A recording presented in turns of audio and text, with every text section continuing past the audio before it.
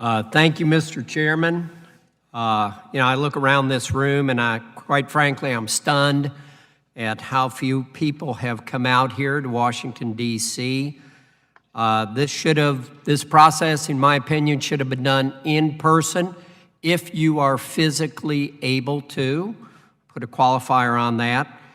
We're now given a new meaning to the phrase phoning it in. Let's just call it zooming it in now. That's the best thing. And of course, at one point, there were 40 individuals not live on the screen. In my district, in the crossroads of America, strong infrastructure is a foundation for business to grow and jobs to flourish. As our economy recovers and our country reopens, infrastructure will be crucial in getting Hoosiers and everyone else across the country back on track. Most importantly, it ensures the safety and well-being of commuters and truck drivers. For a year and a half now, the reason I got on transportation infrastructure, T&I knew this bill was forthcoming. Republicans have come to the table open to bipartisan agreements for the American people, as the ranking chairman said.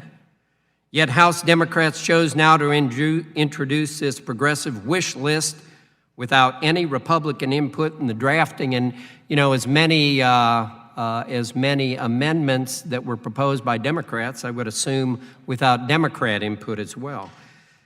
I'm deeply concerned about how House Democrats are conducting business during this crisis. They shut out Republicans, introduce a bill with no input from across the aisle, and then they're calling it bipartisan. Last week, we had a hearing about frontline workers in the transportation industry stepping up to the plate and showing up for their job. We lauded them, we extolled them, we thanked them. Yet here we are, and Democrats do not want my colleagues showing up for their job. I want to offer amendments to this legislation. I hope my colleagues on the Democratic side can consider them with an open mind.